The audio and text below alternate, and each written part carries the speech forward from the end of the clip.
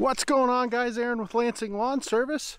We are out here. We are going to do a driveway repair. So we've got some driveway to do here.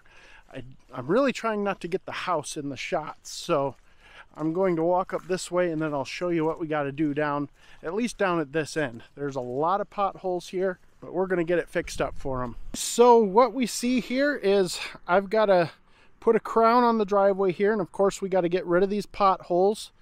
So what we're going to do is I'm going to come in and actually dig out all these potholes first, and then I will come back through. We'll break up all the whole driveway. Yes, it is wet out. We've had a lot of rain here, but that's okay. We actually want the driveway to be wet so that it compacts better. So that is where we're at right now. We're going to dig up these potholes. We're going to grade the driveway. We're going to make it look really nice.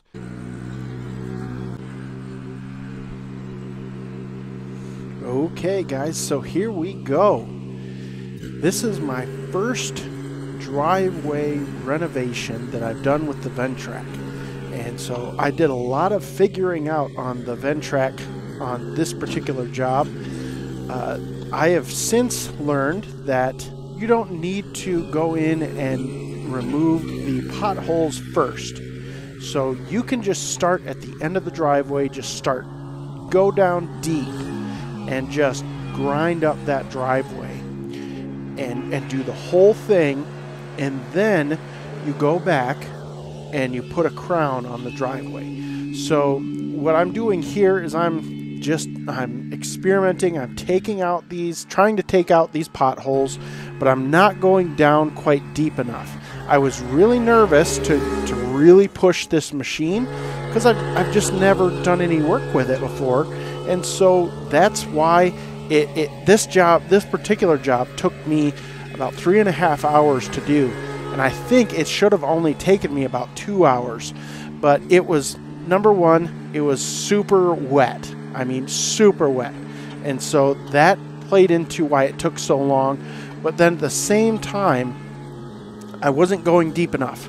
And so you can kind of see that in the video, that I really wasn't quite going down deep enough to start with. So in the future, I am going to be just starting off just really going slow, but grinding down deep into the gravel to just rip it up. And I think I can really cut down on the amount of time that a driveway takes by doing it properly from the start. So that's where I'm at right now in this particular video. I was super nervous to get out here and start doing this driveway because I've never done one before.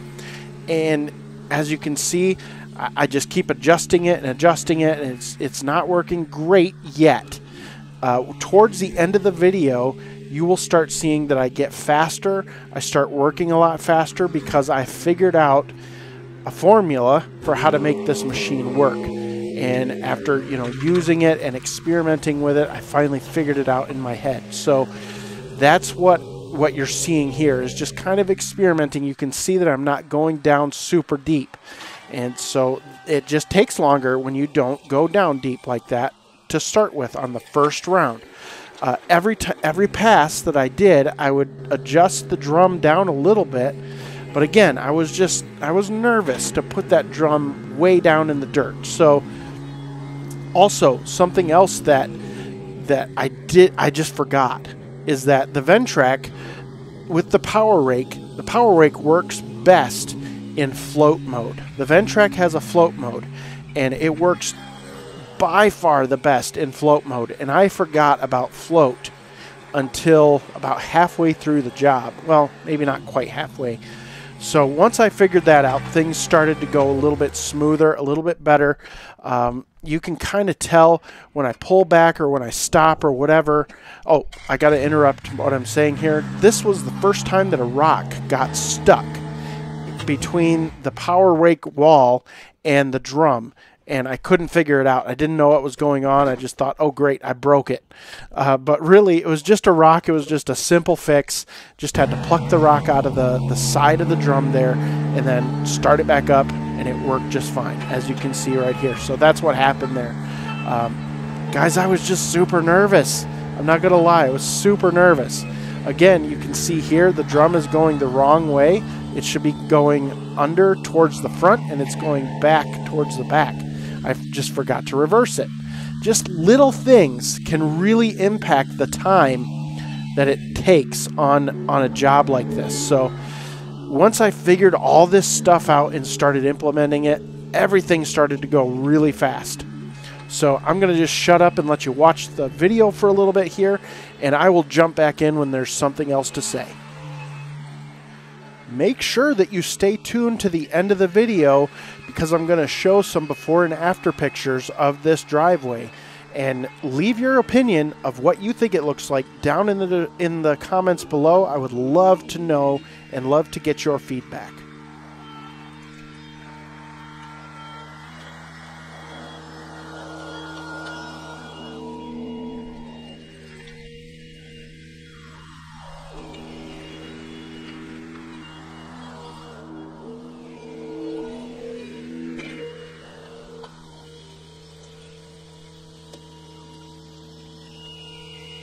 When you're using the Ventrac with the power rake, you could see on that last pass where it just pushes the water. That gravel just pushes that water off to the side or whatever. You can see it really well here, and it's actually really cool to watch.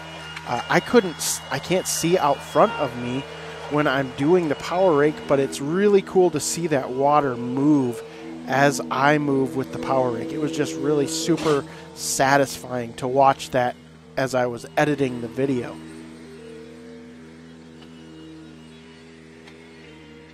Now this corner right here of the carport was super frustrating. It was a low part, and it held a lot of water. It was very squishy, and the way this property works, if you look to the left, there's a hill that comes down towards the carport there. And all the water from that hill runs right down into the carport, and the carport runs downward towards the house. So whoever put in that carport did not think about water. And so all the water kind of runs across that carport, and it's supposed to run out the corner on a sidewalk, but it really wasn't doing that great. So on this project, I tried to grade the driveway so the water would cross the driveway and run off into the yard. I don't know if I accomplished that or not, but as far as I could see, I did. Now I have to give a shout out to my son Marcus here, because he was the one doing all the filming.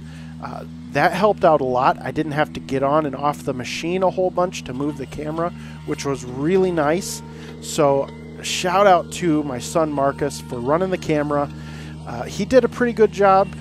Some issues were had with the camera. At one point we run out of battery, and then near the end of the video, where the video just stops, we actually did a bunch more work, but the SD card was full, and that was my fault partially, and partially it was that Marcus didn't really know how to utilize the space on the camera that well. So he just filmed everything, and that's fine. I don't mind that. I was just grateful that he chose to come along with me and film. Now you're going to see here in this part, I race out to the end of the driveway. I run to the truck. I am getting a screwdriver because another stone was caught in between the side of the power rake and the drum, and so I had to dig it out. It was actually really stuck, but it's super easy to get these rocks out. It's not bad, and actually I figured out if you just reverse the drum, that stone will just spin right out of there, and it's no big deal. So as you can see there, the battery is about to die, but there was a bump there that was left, and I'm going to go back through off camera. This is part of near the end of the video where I went back over the whole driveway, just fluffed it a little bit just on the top, brought up some of that stone so it sat on top. It looked really nice when we were all done. At the end here, I'm going to show some before and after pictures, just so that you can get a feel for what the driveway actually looked like. And here I am working on that corner. I'm trying to pack it in there, trying to pack it so that it hardens up once it dries, and hopefully the water will run off. So the corner by that bush there, I don't even know what you call that bush, but right there you can kind of see where it's lower. That is like a little bit of a trench that I tried to make there. So I graded the gravel away to come away and down from a carport, and then I created a little swell there where the rain is going to kind of follow that swell and go off into the yard. That's the hope anyway. So after the battery died, we still did a bunch of work. As you can see, a lot of the driveway is done now. I'm just kind of trying to grade it out a little bit and fill some low spots. And we still did a bunch more filling of low spots on this job as we went through. But once we were done, this thing looked really, really nice. And I was pleased with the end result. Especially being my first driveway, we spent a lot of time. We spent 3.5 hours on this thing trying to get it just perfect. Over to the right, around that where I'm going right now, there was a huge mud puddle over there. We really didn't get it on film, and I wish we would have. It was a huge low spot, and it was a huge mud puddle. I had to dig it all up, and it was super soft over there. And so I just kept grading it and grading it and grading it and trying to get the grade right so that from that tree down, it goes down into another portion of the yard. And so instead of crowning it, I graded the driveway all to that end toward the yard so all the water would run that way. And at the end of it, I really do believe I achieved that grade. So that was something that was really nice. And you can see Marcus here, he's raking out a little spot there.